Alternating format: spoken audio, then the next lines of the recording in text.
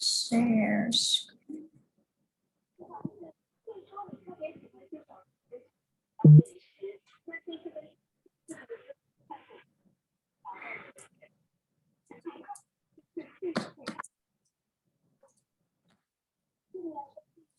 There we go.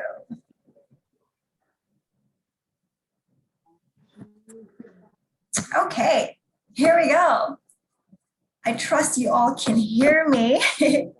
Yes, anything you can, of course, just ping me on the chat function that we have here.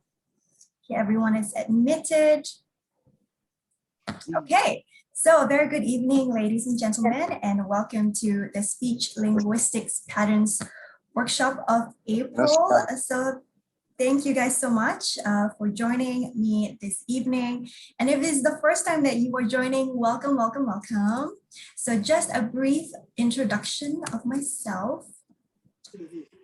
Okay, this is me. So my name is Rose Azlin, and I am a trainer with the Speech Academy Asia, specifically for the Speech Linguistics Patterns Workshop. So I will be with you every month. And I have been a public speaker for the last 10 years. So this is something that I've done for a better part of half of my life, but I do have a day job. So I just finished work like just all of you. And I work in a media company, actually. So right now I am also helping Speech Academy Asia hosting these Speech Academy linguistics workshop for you guys. So yes, today's topic is going to be the DP Squared program for the fall pedagogies. So a little bit about myself, I put that little tag there where it says lifelong learner. Sorry, could everyone put your microphone on mute? Is that okay? I'm so sorry. Yes, okay, thank you so much. So again, just put that little tag there where I am a lifelong learner, and I hope that you are too. In fact, you attending my workshop today shows that you are a lifelong learner because you are parents, and studies do not stop at school. There are many ways that you can learn. Of course, there's the traditional way of going to school and getting a certification, but also there are many non-traditional ways in which you guys can learn, such as attending workshops such as these, or listening to podcasts, or watching TED Talks on YouTube, or reading books. So for me, it's important to continuously learn. So even though this DP Squared program is something adopted by the Academy to teach your students, the Academy felt that it was necessary for me to also share with you what this program is about, that you can apply for yourself in your own learning journeys, or you can also help in teaching your students at home or your children at home in their school. So this will be helpful for everybody. So I want to do a little recap of last month's workshop because I feel like I want to make sure that all my sessions make sense and all are interconnected. So for the benefit of those of you who were not able to attend last month's session, that's okay. I'm going to go through a brief recap right here, but also the video that I recorded for last month is also available on YouTube. So you can just check it out at Speech Academy Asia YouTube channel, and you can see the video and can watch the full presentation there where I did with the parents for that day for about an hour. So you have time to check that out, but I'll go through the brief recap right here because there will be some references that I take from this session for today's session. Okay, so power of action and sustaining it and overcoming procrastination. Procrastination, of course, is us kind of delaying doing the necessary things and, kind of doing other trivial things instead of kind of achieving that big goal. So it's something that we're all very familiar with. It affects all of us, including myself. So in a way that we can basically overcome this is two ways. So for me, it always starts with the head, right? So changing certain mindsets that we have, and that will help you change your heart and what you believe in yourself. And inevitably that would change things that you do with your hands. So head, heart, and hand. So this is something that I taught your students if they had attended the Eyes of Truth camp last month, where it always begins with the mind. So how can you overcome procrastination? How can you take action? If there's something that you want to do, but you feel like you have been constantly delaying doing it, and how can you also sustain it once you get started? So for me, it starts with the mind. So there are two sections. First is the perception that you have. So know that your work is not your worth. meaning you have to have a defense or delineation of who you are, as well as what output that you put out. So the world can judge your output for that day, that submission for that day, but it does not define who you are. So if you ever feel like, I don't want to start doing this because I have the fear that it will not be good enough, that thing may not be good, but it does not define your level of creativity, your level of understanding and decisiveness, and your ability to think of great and creative ideas. So that was just a submission for that day. So by having that in your mind, that whatever I put does not define who I am, it kind of eases off the pressure of being perfect all the time. So if your fear, that thing that is holding you back from pursuing what it is that you want to do, to take action, is something that is just exists in your mind, know that you don't have to get everything perfect at the right time. All you have to do is just get things started. So number 2 is you build on your decision muscle. So oftentimes people think that, oh, I'm just a procrastinator, I'm lazy, or I'm unmotivated. So all this time you feel like, because I am that, I don't have to make decisions, or it's okay that I am a procrastinator because I've labeled myself as so.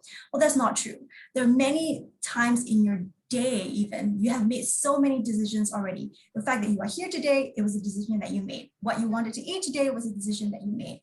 So you have a decision muscle that you basically have to build.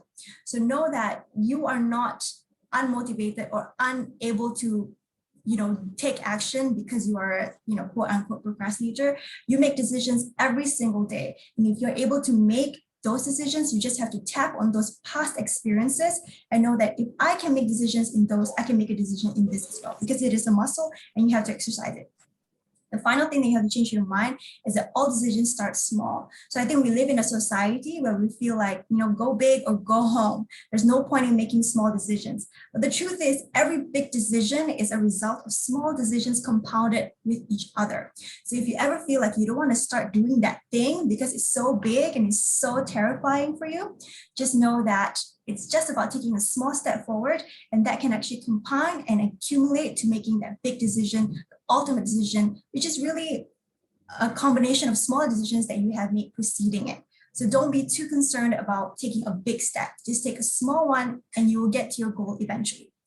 So aside from just changing your mind, as I said, now you have a change of heart and you want to do something different, and now you take actions, right? So these are practical and actionable tips that I have shared last month on how you can overcome procrastination. And these are things that have personally helped me and also helped the people, that I've met, and also the books that I've read. So these are resources that have worked for me. So I hope that it can help you as well. So the first thing that you can do is make public declarations to the people that you trust. So this is important, right? So according to Brené Brown, that's an author that whom I love, she says that vulnerability is earned. So every time you want to do something that scares you, always starts with people that you trust. So you have to make public declarations, because to me, and I'm sure you also believe that sometimes it is harder to let other people down than it is to let yourself down. So ever you want to do something and you're scared, tell some people about it, just kind of manifest it in the world so it's out there. So for me personally, I had my own goals, and I would tell my closest friends whom I trust and who will not judge me so much. And she ended up being somebody who checked in on me every once in a while, sharing with me links to resources that I can look at, to achieve the goal that I want. So that's a true friend. So it always helps to make public declarations and kind of put it out there in the universe that, hey, I want to do this. Because if ever you want to kind of chill and, not take any action, somebody's going to come after you and say, hey, have you done that thing that you told me that you were going to do? So it always helps to kind of make public declarations, and other people will hold you accountable if you're not able to hold yourself accountable. Number 2 is enlist mentors and join a community. So of course, when you think of community, you have to think of these large, Facebook groups or, different types of social communities that you join. That's not true. We are a community right here, right? If you join this and you want to tell me what your goal is, this is a community that's going to support you. So the point of having, a community who either shares the same goals as you, or mentors. So mentors are people who have done the thing that you wanted to do, that you can learn from, is that they can guide you along the way. They can tell you the mistakes that they have committed and the things that you should be avoiding in order for you to achieve that goal. So always enlist in mentors or join a community such as us. Okay, I'm your friend, so we are the community here. So give yourself a deadline. Of course, this is important also because such as myself, I feel like I'm always not ready to start that thing because I don't have all the information that I need. So you will never have all the information that you need, never. You will always find new things and things that can help you and things can also hinder you, right? Sometimes the information that you obtain from the internet can scare you into doing nothing, such as analysis paralysis, which is a topic that we talked about two months ago. So instead of finding the infinite number of information in the world, give yourself a deadline saying that I'm going to find as much information as I can in the next 2 weeks. And after that, I'm going to do it. I'm going to take that step. Because the truth is, we all have the ability to adapt and learn as we go. So you don't have to figure it out all right now. You can figure it out along as you go, along in the journey, right? So track your progress. So what is measured is done, and that is the truth. Make sure that if you want to pursue something, you can of course have your little list and then you do checklist. You can also give a little time frame on when you want to do this thing and when you have accomplished it, because it's very satisfying when you've done something and then you're able to tick it off. So track your progress. Remember, if you're able to kind of put it down on paper, that is also part of public declaration for you to actually manifest it on a physical piece of paper. It's no longer in your head. It's no longer in your heart. It is in your hands now on a piece of paper that you have written it down, and now you have to do it. So it's important to also track your progress. Okay, so number 5 and number 6 are sustenance. So this is the tips that I can give you to make sure that you keep on going once you get started. So give yourself rewards along the way and not just at the end. And I believe this so much because you are supposed to enjoy the journey that you're on. So whatever it is that you want to pursue, it's supposed to be this amazing experience for you. And I don't want you to dread it. I don't want you to feel like, this is such a burden for me, it's such a chore. No, you should enjoy yourself. So if you feel like in tracking your progress, you have accomplished so much for that day, or even if you've just accomplished that one thing that you have dreaded for so long and you've accomplished that for that day, give yourself a reward. And what that means is take a break, take a nap, watch Netflix, go watch the movie, go shopping. Just reward yourself for kind of taking the step, small or big, so that you enjoy the journey all the way. So remember that even if you're working really hard, it is important for you to also have fun and relax, because according to Brené Brown, again, the opposite of play is not work. The opposite of play is depression. So you have to make sure that you play, whatever that means for you, whether it's going out. For me, it's just going outdoors, going hiking, going to the beach, so that you are able to also restore yourself. It's not just important to be productive, it's also important to be restorative. There's also part of your well-being that you have to take care of so that you have the stamina to sustain this action for the years to come. However long it would take for you to achieve whatever it is that you want to achieve. So the final one for sustenance is to make small and steady improvements. It was important for me to put the word small because I don't want you, again, to feel intimidated by having to make such radical moves when you're starting something new. No, if the reason why you didn't want to start in the first place was because it's huge and daunting, then the changes that you want to make in the sustenance phase, I also want you to make sure that they are small and steady. So again, like I said, in number 3, where you have to give yourself a deadline in all the research that you need, that's because along the way, you always learn something new and you can tweak and you can improve. Remember that there is infinite number of information around the world. You are also infinitely creative and resourceful. So it's never an end all be all. When you start something, know that it's going to morph, it's going to evolve, and so will you. You will also evolve. You will also get smarter, and you will also be able to make decisions, not only better ones, but also faster ones. So these are the tips that I had for the last month. Again, if you want to check out the full video, please go check it out on YouTube.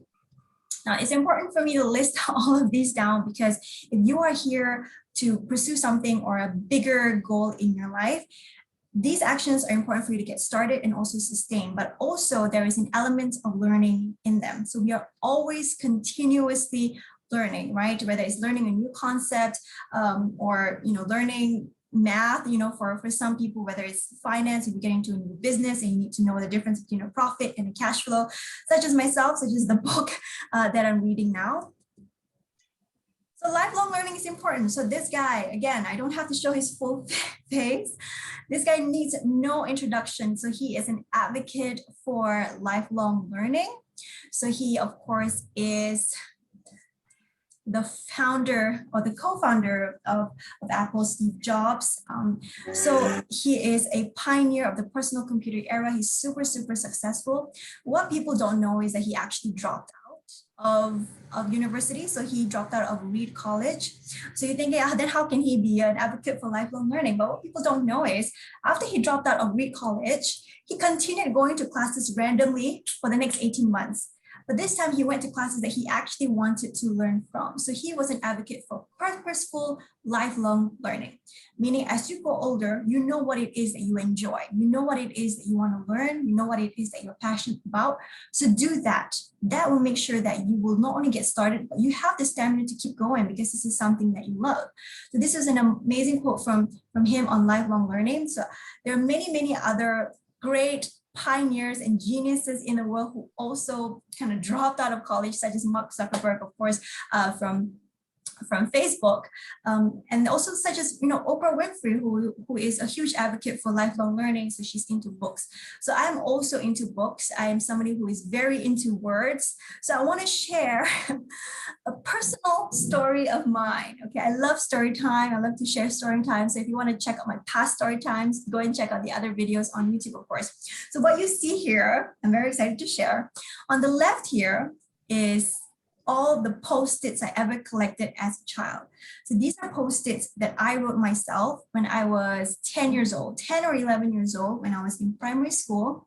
What I would do is I would watch a TV show, any TV show, because my parents were very liberal. They will allow me to watch any TV show that I want. And I loved Friends. So I'm sure you know what Friends is, which is Chandler and Monica and Rachel. So I love that series. And I watch every episode every day because they had it on Warner TV every single day, and I would watch it. And every time I learn a new word, I would run to my room. I would grab my big dictionary, and I would find the word in the dictionary and write out the definition. I'll write the meaning on a Post-it. So you can see there are many big words there, too big for a 10-year-old perhaps, such as flagrant or blatant or child prodigy or brooding or prudent. So I would learn the meaning of these words, and I would already know how to use it in a sentence because I heard it from the actor in the show. So I would use the same exact sentences with my friends and with my teachers in school. So I will be, walking around. I'll be like, hey, what's with the brooding eyes? Or hey, with the allowance, you should be prudent with it. And my friends, they'll be like, what are these bombastic words that you are using? So I always had so much fun with these. This is of my own initiative as a child. No one ever told me to do it. It's not part of an assignment. No teacher asked me to do it. My parents really didn't understand why I was running back and forth from my room to the living room, inside and outside. I just loved learning about words. I thought that they were beautiful. And not only that, from watching television, I know it's an occupational hazard of mine these days, where when I watched television, it wasn't just about entertainment for me, even as a child. Like I said, I learned vocabulary from it. I learned pronunciation, enunciation. I learned about wit, I learned about sarcasm, I learned about heart and how you can use words to affect people's emotions. I learned that through television, which is such a full circle for me because today I work for one of the biggest media company in the world, and one of the channels that we support is Warner TV, and it has Friends. So I work with Friends every day, really. And really, this is how I've enjoyed learning as a child by my own initiative. This is again, something that I wanted to do on my own as a hobby. I thought it was fun. And as I grew older, I opened my drawer one day and I realized I had all these Post-its that I had collected. So today, if you want to know, I don't have these Post-its anymore. I just go to Google, of course. The internet is so accessible these days for me to find as much information as I want. And I also learned that you don't have to use big words to make a point. Sometimes it's important to just keep things simple for your audience members, which is what I also do in my presentations these days. Just keep it simple, keep it basic so that everybody understands you. So this is just a little bit something myself. You can see my picture there with Betty Boop that I love. So I was around that age when I started writing. So I was never an avid reader. As a kid, I didn't enjoy reading, but I would perform so well in my compositions. I would write such great stories because I was always watching all these TV shows that gave me inspiration and really just open up my imagination, and I could use words too. So I would write these amazing composition stories that my teachers would think that I read every single day, but I don't. I just watch TV every day. But it wasn't just entertainment for me. Like I said, it was something that I really internalized. I took back and I reflect, and I was able to apply. So again, knowledge is not power. Applied knowledge is power. So I use that as my power. Sorry, could you put on mute? So sorry. Yeah. Sorry. Could we have you on mute? Yeah. So again, I've loved learning when I was a kid. So this is one of the non-traditional ways that I learn on my own. So today I'm a huge fan of books. So I read books every day, really. I really enjoy that. So you could have your own way of learning. So I just want to, kind of sum up the first part of this introduction by saying that you should always be learning, and learning begets learning. So what that means is that when you learn about something, you become more proficient in that concept. And therefore, you're able to ask better questions. You're able to seek out better information pertaining to that one concept or pertaining to that one topic. So learning begets learning. So this is just a cycle. So just as me, I love reading all sorts of genre of books. So particularly, I love to read about religion. I read about inspirational autobiographies. I read about entrepreneurship. I read about Courage and Vulnerability by Brené Brown. I also read about love and relationships and about men and how they're fundamentally different from girls in my dating life. So I'm able to kind of get all these concepts, and then I get more curious about them. So then I become more proficient in the topic, and therefore I'm able to seek out books that can help me supply the information that I need for the rest of the explanation that I may not be able to receive from that one book. So again, one book leads to the other book, to the other book, to the other book. And before you know, you have this whole bookshelf of books for that one topic because you feel hungry about it. Again, this is purposeful learning. Something that Steve Jobs believed in, because it's something that I chose, right? In school, nobody taught me about love and relationships. It's something that I want to learn. So that's why I enjoyed it. So again, learning begets learning. Learning is everything you are now and everything that you'll be in the future, which is true. And learning gives you so many things. Of course, it gives you ideas, solutions, understanding, and awareness. But for me personally, learning gives me happiness because it enables me to learn more about myself. So all the self-help book that I've read up on really just help me learn about who I am, and that just opens my mind to the potential that I have. All these entrepreneurship books that I'm currently reading, it teaches me about the possibilities that are out there, and I pursue it. The fact that I'm here today, let me tell you, is not by chance at all. The fact that I am a trainer with Speech Academy Asia is a personal dream of mine to kind of be in a position of not just hosting. I've hosted live events, I've hosted concerts and music festivals and arts festivals or dance festivals or sports events for 10 years.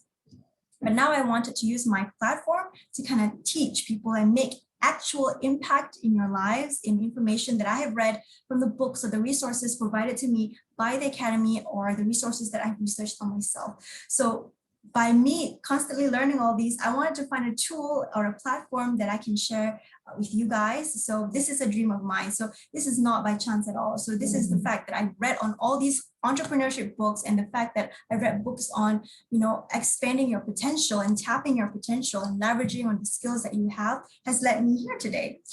So again, it has helped me in my happiness and my well-being, but even at work, it can help me with solutions and ideas, as I mentioned before. And that's just the beginning. So I want to, have you in the right mindset for this presentation to always be learning, and to know that purposeful learning is so much more fun. I don't have to think of algebra and the things that you have forgotten in school, and that's okay. As long as you are learning something new every day. The fact that you are here, check. You are learning that it's important to learn. You learn that Steve Jobs is an advocate for lifelong learning, and that's great. So make sure that every day you are better than the person you were yesterday, and that's the goal in life.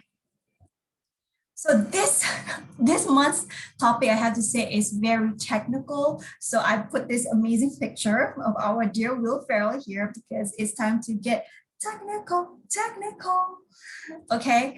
I'm going to teach you about pedagogies. Now, pedagogies is a teaching practice or a learning style. So there are many, many pedagogies in the world, right? You can research on it. It's like infinite resources that can tell you what a pedagogy is all about. So an example of what a pedagogy is, or an example of what a pedagogy study is, this is the Innovating Pedagogy 2015 report that shows that there are many, many different types of ways to teach or learn or get engaged in the world.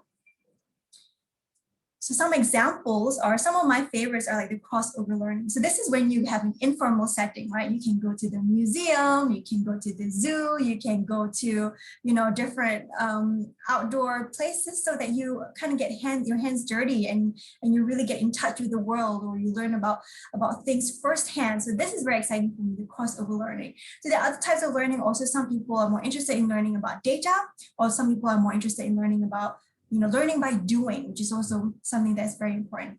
But today, I'll be teaching you about the DP Squared program. So these are 4 pedagogies of learning adopted by Speech Academy Asia themselves. So then this is important for me to share according to the Academy, because this is something that we want the parents to be familiar with. It is something that the trainers in the Academy use for your students. And so we felt like it would be helpful that you can also learn about that, again, to apply for yourself. I am a cheerleader for you. I am here for you. Or you want to take this back to your children, you can do that as well. So what is a DP Squared program? So basically it's just DP, right? They come together, they are a combination. So there's the drills, progressive training, deep thinking, and the protege effect. The protege effect is something that is my favorite, and I'll go deeper into that. So this is the DP Squared program. Like I said, it all comes together. So there's not working singularly, they all work together as a synergy or the stacking effect. So the fact of the DP Squared program is to make sure that when you learn something, you learn it in the most efficient and effective way, and also that you are able to retain long-term memory for it. So it's not just about memorization and then forgetting it once you close your book and then you kind of forget it. So it's important that when you want to attack something or you want to take on a new venture in your life and that you have learning, right? It's important to get technical. I cannot lie to you and say that the fundamentals are not important. That's why effective learning is important to me. Like this book that I'm reading now by Marnus Broderick, it's called The 90 Rules for Entrepreneurs. Even in Rule 19, he says the technical person dilemma.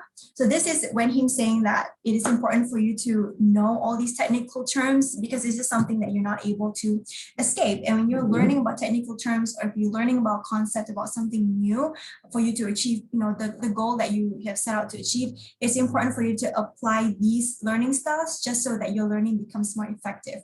Again, we want to make sure that the output is something that works in your favor, and it's not something that you are just doing for the sake of doing and then kind of like forgetting it, and then it's kind of a waste of time. And I don't want you to do that. I'm sure you have many, many other things to do. So when you are sitting down and you're learning, again, whether it's a traditional way, you're going to classes and you want to get a certification, or you want to have a more informal education where you are, learning a concept through me or the DP Squared program right now, or you're learning through podcasts and videos and you're learning something new, or even through books, you can apply all of these. Okay, I can tell you that you can. Also, again, this is helpful for your children.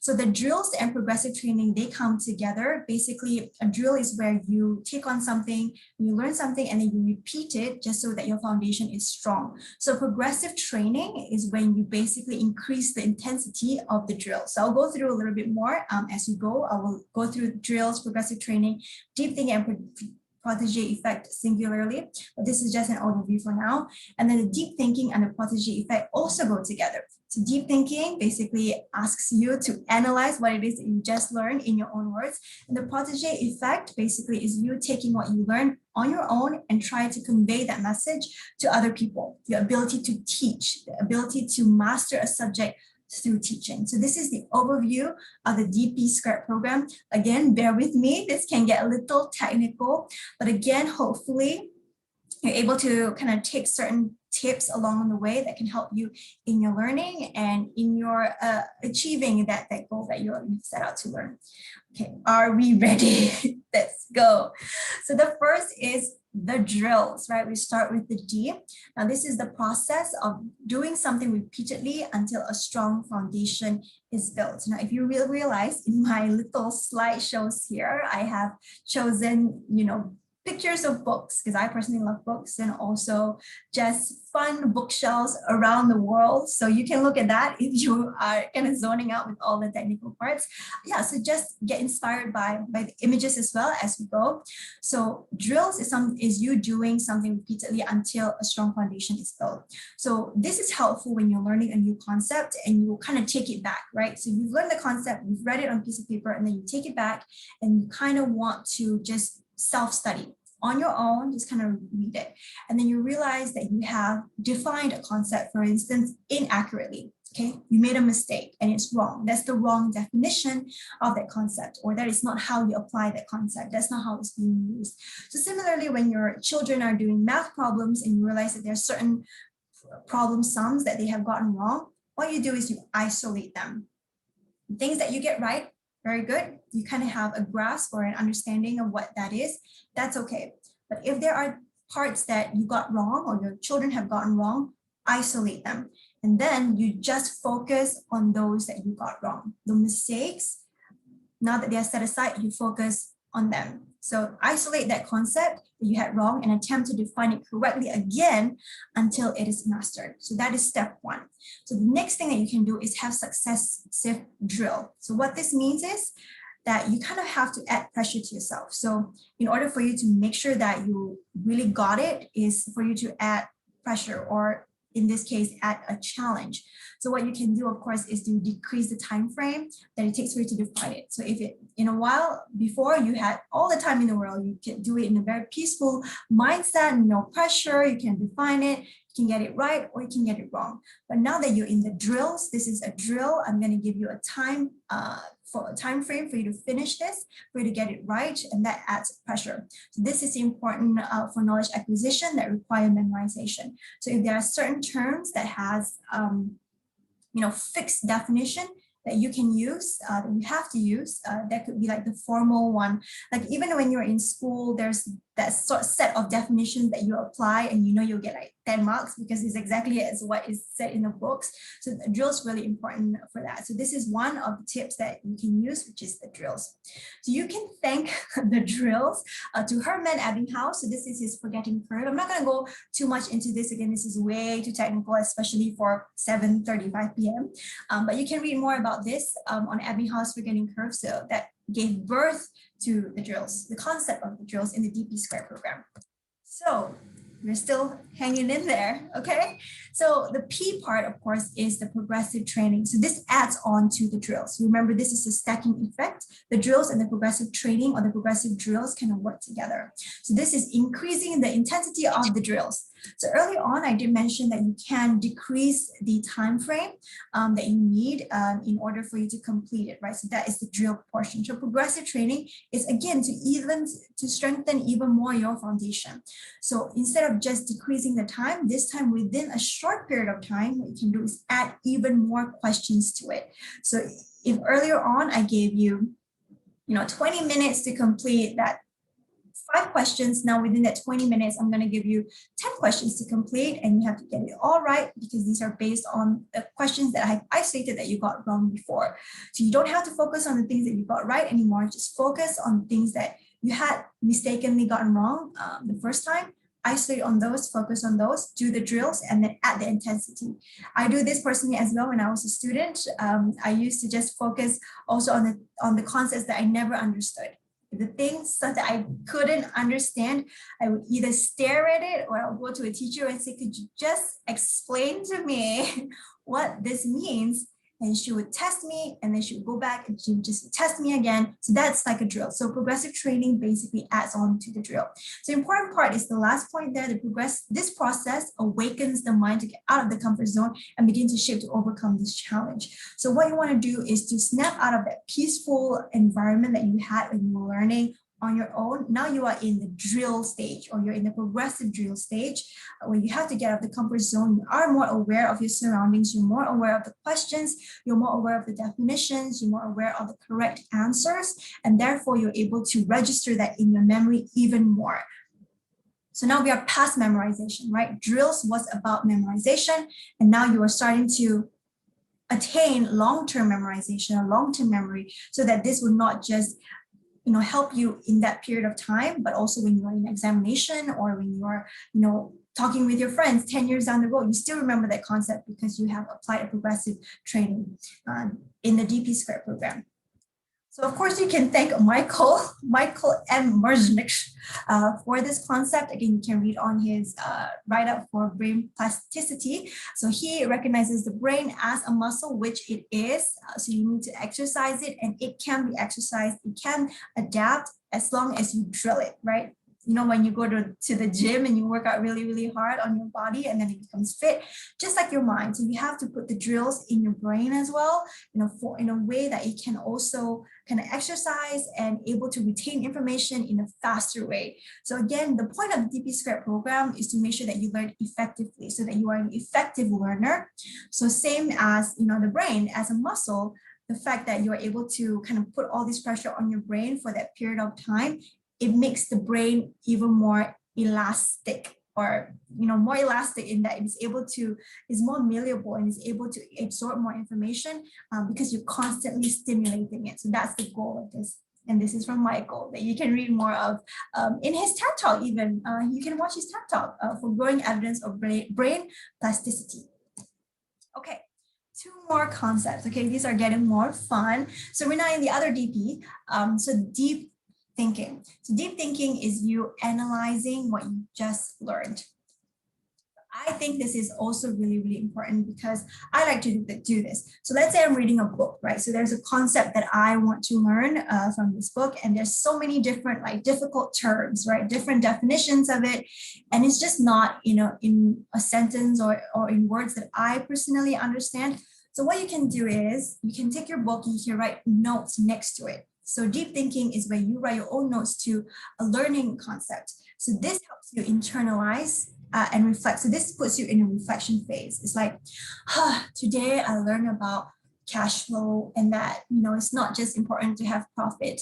You need to make sure that all your customers pay up so that you can pay all your employees. So those are things that I use in my own words, because I know that way I can commit to memory because it makes sense to me. So that's my reflection phase, right? It's nothing to do with the book anymore. I can put the book down, but if I can talk myself into understanding in ways that I personally understand in my own words, that will help me with better memorization. So it also helps you with deep critical thinking, of course. So what the Academy encourages your students to do is, let's say they are learning something and they got it wrong. So what they do is they isolate them again, and then you basically have to reflect on why you got it wrong. Why did you think it was that answer? What made you, what led you to thinking it that way? And so we kind of can track down what your thought process is and kind of correct it where it had mistaken, basically. So this is important for us to understand, why did you think it was like that? So I'm sure all your children and even yourself would have justification for the answers that you put out, right? So that's really for us to just understand how you got there. And so if we're able to kind of change that thinking, and we can, let you know what the actual thought process should be, and then you can understand, okay, so actually step 1, 2, 3 leads me to the answer. So if you're able to kind of understand how did you get to your wrong answer, then it can help you analyze further and know that the cause and effect of that thinking led to the wrong answer. So therefore I need to correct my cause, what the causes are. So that's what deep thinking is. Basically, it's just a reflection phase of us understanding how you got to the answers that you got, if that's an incorrect concept that you had put forth. Okay, so this is not just memorization, right? So drills and progressive training before was about memorization and long-term memory. But this time we want to get to know you, okay? We want to get to know who you are and what is it, who taught you this, or, did your friend tell you the wrong answer? So things like that for us to kind of understand a little bit more on how you got to the answers that you got.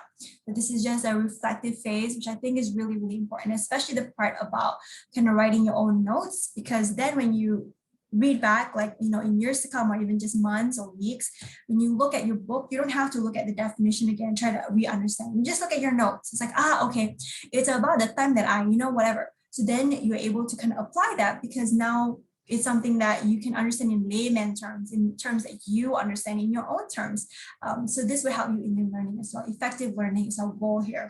So whatever way that is best understood by you, because you know you best, use that as, kind of the way of explaining and understanding. Final one, we have to thank Mr. Daniel for deep thinking. So you can read on his book if you want to, or you can research more on thinking fast and slow. You can read up on that online. I'm not going to go through too much of Daniel. I think the important thing about me kind of citing all these authors and writers is just to give credibility to the program itself, because we live in an era of abundance, of abundant information, right? There's so many resources that can help you learn, or that can claim to help you learn, but it's important for you to also know the sources of the resources, to make sure that they're all credible, so that you're not just getting random information everywhere that are inaccurate, and then you go out and you tell people what you learn and they're like, that's not true. So to make sure that, what you learn is something that is credible and that is scholastic is really important. So I just thought that I wanted to include these slides to know that I'm not just coming out with these things off the top of my head, or this is not just from the academy, but this is also from people who have studied these concepts years and years. They are experts in their field, complete professionals, and we respect their work. We believe in their work. It has been tried and tested, and they have been effective for the students. So it will surely work for you and your children as well. Final one, which is prodigy effect. So this is my favorite because it is the mastery of subject through the process of teaching others. So the fact that I am here today telling you all these things, I was not aware of the DP Squared program myself. This is something that was new for me. So I did take the month to learn about it, to learn more in depth about it, in order for me to explain it to you guys in the easiest and simplest ways that I can. Okay, the concepts are much more complicated than I have presented here today, because we only have 1 hour with each other. I didn't want to go through too technical and then you will lose me. But I just wanted to keep things simple, that you can understand the basics of it, the fundamentals of it, or the foundation of it. So when I was able to kind of learn it, and then I kind of rehearsed this, of course I have to rehearse, right? And then I felt like I was teaching air, for instance, or right now I'm teaching you guys, your real audience. But when I was rehearsing, I was just teaching like my bedroom. And I was able to kind of master, the DP Squared program, or at least have a better understanding of it when I was able to speak about it on my own, without notes, and just kind of share with you what my understanding of it is. And I assure you that they are accurate. Okay, I'm not just, coming out with things. So the prodigy effect is the mastery of subject through the process of teaching others. So if you're learning a concept, from a book, let's say, right? Like I have, and I'm telling you what I think about it, or what the author thinks about it, it forces me to really have an understanding of what I've just learned, right? So it reinforces my understanding or my grasping of the information, because if I'm not able to understand it, I will not be able to tell you what it is in a very simple way. I would only say things that I memorized, and then you'd be like, what does that even mean? And I'll be like, oh, I don't really know. These are just something that he said. But all these words are mine. So gaining a better understanding of subject, the more you teach, these are my words because I understand it. Again, as a kid, I learned all those big bombastic words. None of my friends understood me. So I didn't want to use big words for here either. I just wanted it to be understandable to me and to yourself, because that's how I learn, and hopefully that's effective for you as well. So the more that you teach people, the better understanding you have of the concept, and that has been tried and been tested, and that has been true. In fact, it is the learning process that surpasses all other learning methodologies. So this is a teacher who has taught a concept for years and years. I can assure you that they are a master of the field. They're super smart because that's what they do. They live and breathe the concept, right? The way that they talk about it, and they're able to explain it in such a simple way because they don't have to overcomplicate things with big definitions, because that's just a way for you to hide or confuse people, right? When, if you're not able to convince, confuse, that's the saying, at least in the corporate world that I work in, when you want to kind of like bluff the clients, you kind of confuse them with big terms so that they kind of get lost and kind of just agree and decide to sign a $1 million contract. But no, that's not what I want to do. I want to make sure that you really, really understand me. And it's also a great way to connect with people, and also gives you a sense of pride. So the last one I really love. So this is something that the Academy has taught me, that, the students actually kind of gain pride when they're able to teach others. It shows that, what I'm learning is not just for myself, that I'm able to help other people too. And that, learning this is worthwhile, not just for me, but for helping other people. So it also brings me, to why I'm doing this at all. I know as a trainer, I want to make sure that whatever I learn, whether it's the resources that I've gotten from the internet or from books or from podcasts or even from the Academy, I want to be able to share that with people on a platform that I have, especially when I've had 10 years of public speaking. So I know I can speak, I know I can present, but what I want to share, or the content that I want to share is so much more. And I hope that it can benefit you, and it can inspire you, motivate you, and provide you and give you the push that you need. Or if you are looking for the sign, I need a sign to do the thing that I always want to do. Here it is. I'm your sign. Hello, go and do it. And so some take-home activities is basically just a recap. It's something that I do in every single one of my sessions for you to kind of take home with you. So it's just a recap for you. And I hope that you did find something useful along the way that can help you in learning. Again, you can do the drills. Basically, you just isolating the mistakes that you've made in learning a concept, and then kind of drilling yourself and make sure that you master those that you got wrong. The progressive drill or progressive training is basically you increasing the intensity, or giving the pressure, or creating an atmosphere of pressure around you, so that it really just is drilled inside of you, that you really are able to grasp what it is that you got wrong and understand it further. And then the two other ones that we stack together on the DP Squared program is deep thinking and the prodigy effect, which we just went through. Deep thinking, of course, is you being reflective and analyzing what it is that you just learned. And if you got something wrong, why did you get it wrong? What led you there? And it's able, you're better able to connect whatever you're learning in your own words, because you know who you are the best. And when you're able to kind of write your own notes in your own words, you're able to remember it longer, and is more committed to your understanding. So prodigy effect, of course, it's just teaching, mastery of a subject through teaching, because even if, don't even think of teaching as like a platform that you have to be on in order for you to be considered as a teacher. It could just be like you hang out with your friends one day, and then you'd be like, hey, I learned that one thing. It's this concept by, so-and-so, and the concept, says about this. And then, you're informing people. So you got people interested in it, and then you kind of, are awakened about, other possible questions that you could have that they have that you didn't even think about. So it's a great conversation starter, especially when you're learning something new, and people will get inspired by you, and maybe they will also start learning as well. So me learning about the DP Squared program and sharing with you, I hope it inspires you to keep learning. And I am done. So 5 minutes to spare. So I just want to kind of thank you guys again for joining me for this month's program. Again, today's session is very, very technical. So I thank you guys so much for bearing with me. I am, again, an advocate for learning. So I definitely encourage you to learn as well, even if it's just one interesting thing that you learn. Okay, we can do it tomorrow, because today you already learned, right? You already learned from me. So today is done now, huh? Okay. But tomorrow, learn something new. If you want to pick up a book, if that's your go-to, go ahead. Or if you want to, listen to a podcast, find your favorite podcast on Spotify and learn something new from there. Or if you're just, watching videos on YouTube and you see a cool TED Talk, you want to learn about that, and go ahead and make sure that you learn purposefully, meaning it is something that you actually care about and that you can actually apply in your life. Okay. So before I go, is there anything Oh, great. Okay, so I think that is a wrap for this session. I hope to see you guys again next session. Yes, don't leave me hanging. And yeah, let's create a little community here.